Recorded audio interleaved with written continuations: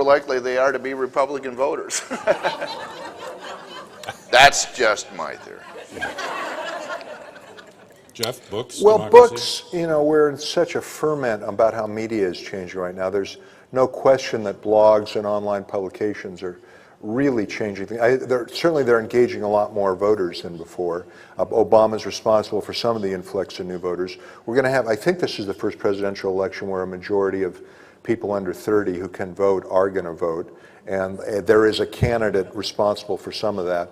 But the online media is responsible for some of that. I personally think that if everybody in this audience buys 3 copies of Unafraid, pretty much all the problems will go away.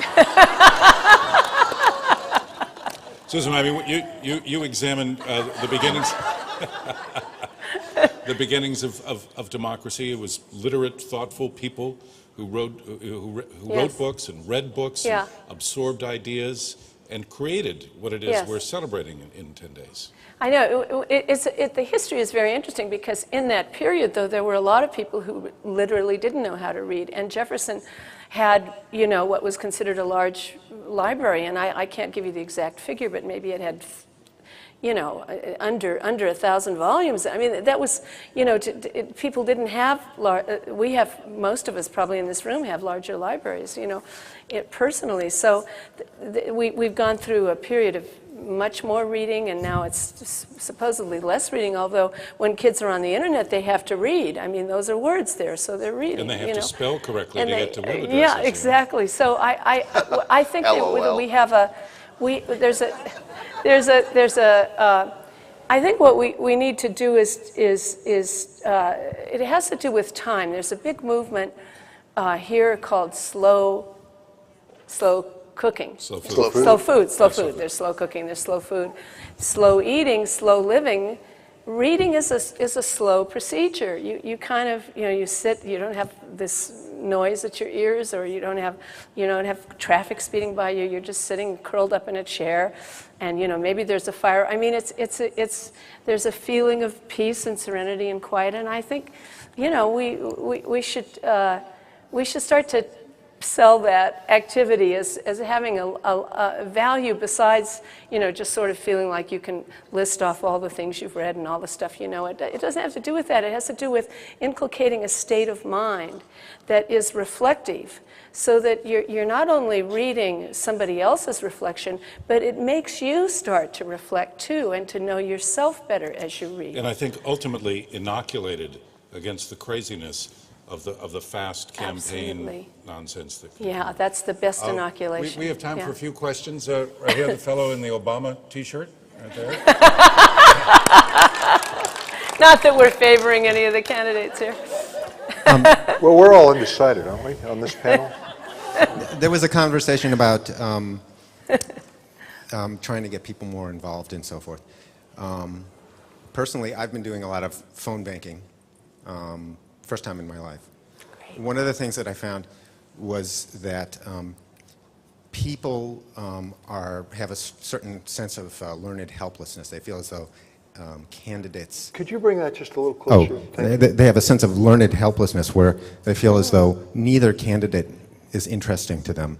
And I think it's a common thing for people to feel as though Democrats, Republicans, they're the same, right? I don't believe this in this particular election, but a lot of people still do. Now, what do you think the role is in politics of third parties? You know, libertarians, green parties, because they really do bring to the table a whole set of things that are quite different than like the polarization issues that were brought up earlier.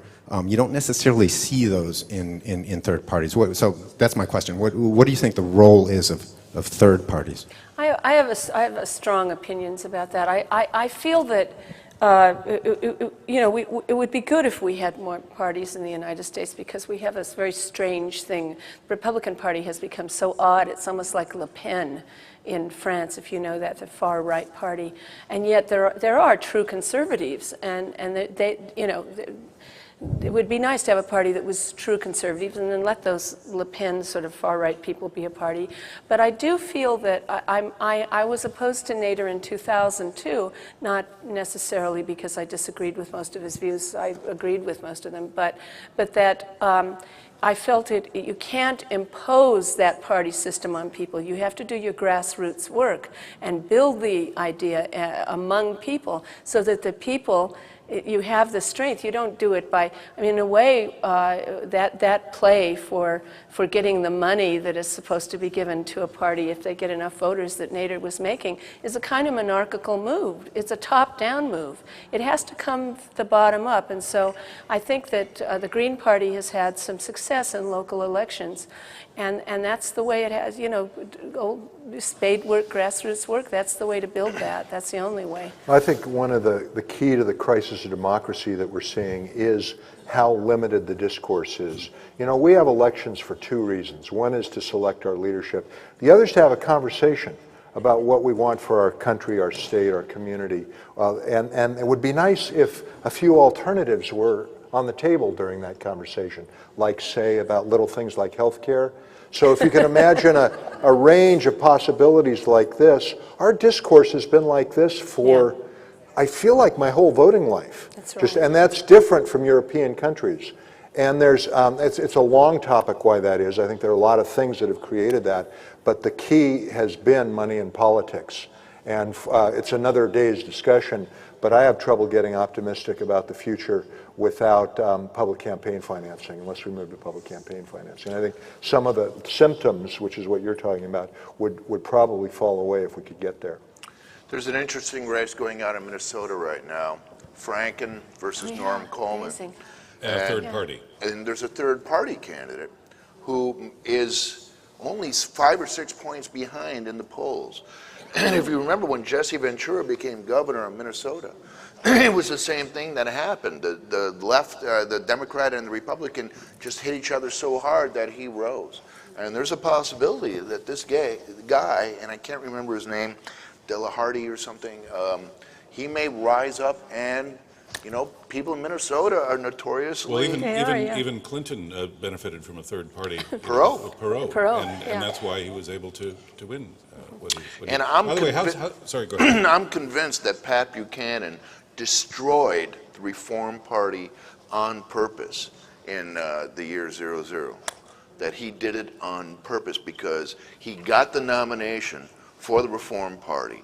I mean, Perot was the Reform Party in 92 and 96, and then he didn't run again, but they had raised enough money so that, I mean, they had gotten 5% of the vote, so he was on the ticket, he was matching federal funds, and then Buchanan destroyed it after he got the nomination.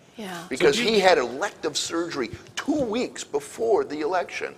Elective surgery. He didn't go out and campaign and all. If he had... Do you think it's necessary then that whoever leads a democracy be a majority winner, or can you have a democracy in which somebody is won with 40% of the vote? Yes, I agree with him. I think there should be 5 or 6 parties. I think the Green Party is very reflective of a lot of people, especially here. And what Susan says about this conservative party is not Goldwater's conservative party. This is James Dobson's conservative party, who prayed, James Dobson and Focus on the Family, they prayed because they knew Barack was having the outdoor acceptance speech. So they prayed for a storm of biblical proportions that would disrupt. And then what happens? Hurricane hits New Orleans and destroys the first day of the Republican National Convention. Ha! Perhaps there is a God. And he has a sense of humor.